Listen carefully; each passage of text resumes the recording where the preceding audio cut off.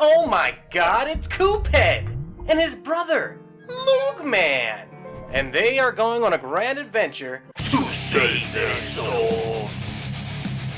Cuphead was developed by Studio MDHR, a studio consisting of brothers Chad and Jared Moldenhauer. The game was developed in Unity, taking inspiration from early cartoons. You know, those ones that use that super stretchy rubber hose animation style?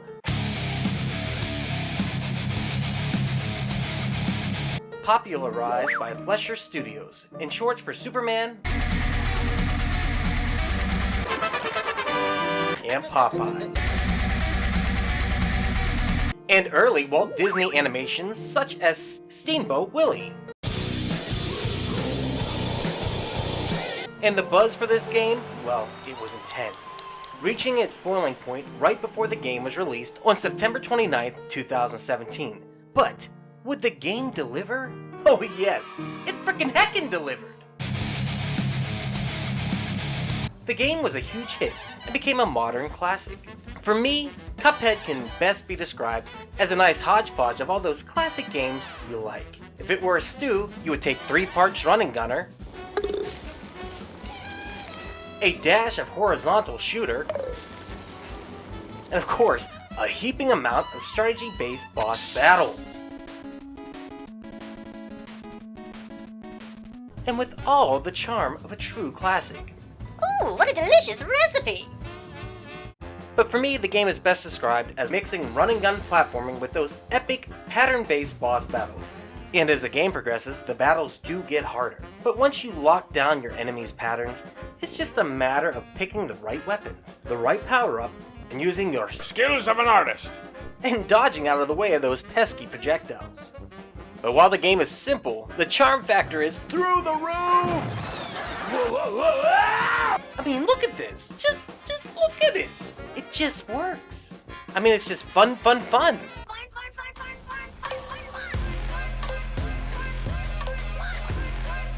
But it's also kinda creepy.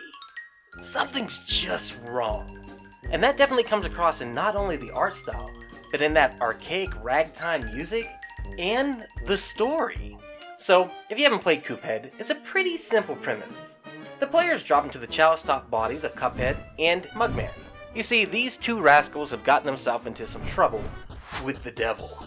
The duo, well, they bet it all, and about to lose it all. Especially their souls. Well, the devil, being a gambler himself, makes a deal with them to collect his soul contracts from all the runaway debtors. Oh my god! So now the characters must make their way around Inkwell Island, defeating all the foes to collect their soul contracts and return these to the devil. The cups, well, they have 3 locations to explore: Inkwell Isle 1, 2, and 3, each being separated by a Dice Man Bridge, which you must collect a certain amount of soul contracts to get past, with the final stage being the casino. The stages within the larger map are comprised of run and gun levels, aerial fights, and boss stages. The run and guns are shoot 'em up dodgers that require you to make it to the end of the stage, gathering coins along the way. These coins can later be spent at Mr. Porker's shop right here, allowing you to expand your inventory to include new firepower or power-ups, but we will get to those in a minute. The boss levels are these intense, epic battles. Each boss takes multiple forms as you progress through the fight. Sometimes it's the same boss, such as this Siren in Hijinks Hijinks. Sometimes it's a main villain utilizing the help from mini-bosses, such as Sugarland Shimmy. Sometimes it's a series of creatures. For example, the first boss fight, Botanic Panic, you start by fighting a giant worm-spitting potato. But once defeated, the garden sprouts a giant crying onion, before taking its final form as a psychic Karat that uses smaller Karats as magic missiles to get you. It's a Karat! Half the fun of these battles are seeing what's in store during the next change, and figuring out how to defeat the next evolution. There are also flying stages, which allow Cupman to pull Snoopy and get into a small plane. For these stages, the dash function is replaced with a super useful Shrink, which allows you to move fast, but at the cost of shorter bullets being fired.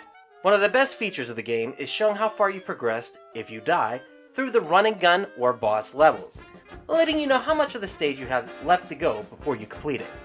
Also, on the boss levels, the boss's evolution gives you a nice little trash talking below their avatar, making the battle seem even more personal. Most levels require you to master the first few phases, before lucking your way through the last one.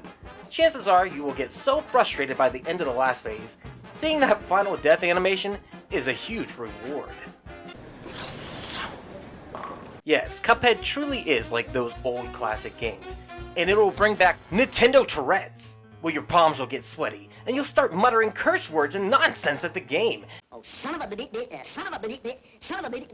gun.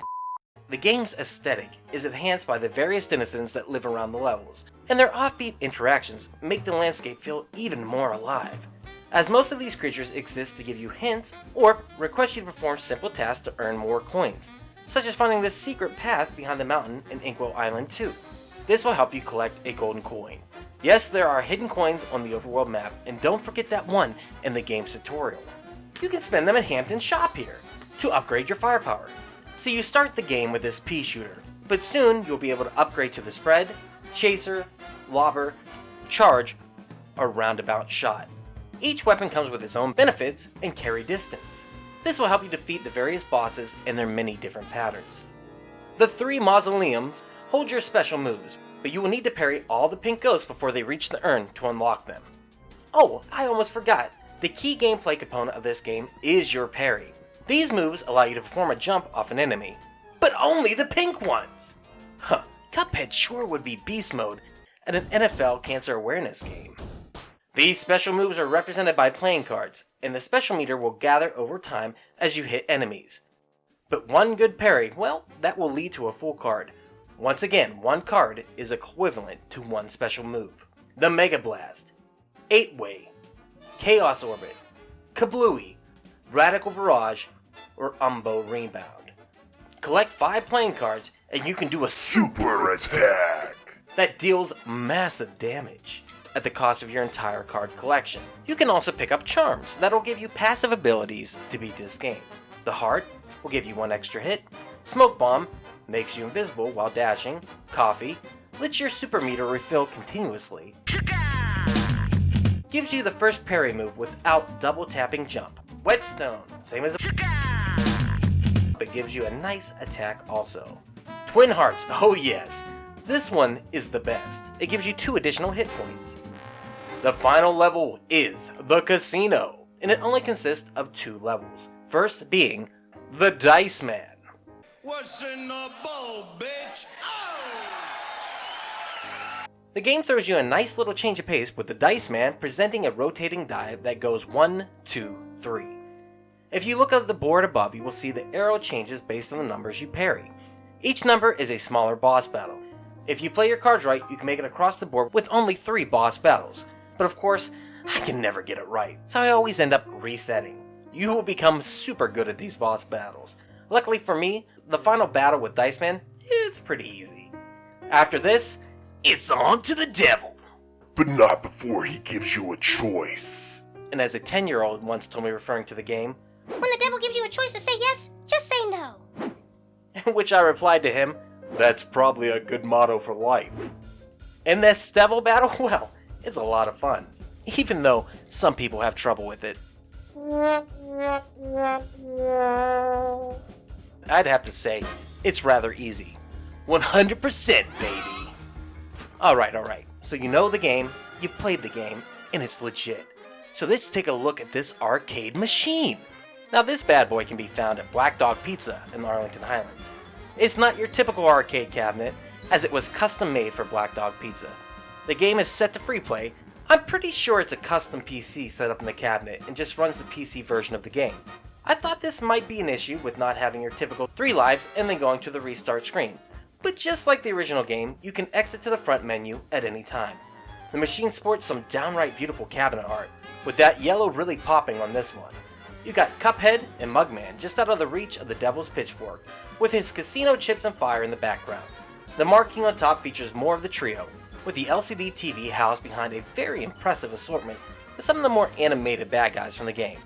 There's a joystick for both players, along with a 6-button configuration: shoot, jump, dash and shrink, lock, super, and switch weapon. with Mugman and Cuphead for the start buttons. I also enjoy the inclusion of Dice Man and his mini cards at the bottom. Finally, the topper to the game is a nice little devil peeping over the top, just tempting you to play. And if you go to the back of the cabinet, there's a cute little Cuphead decal that says, A great slam and then some.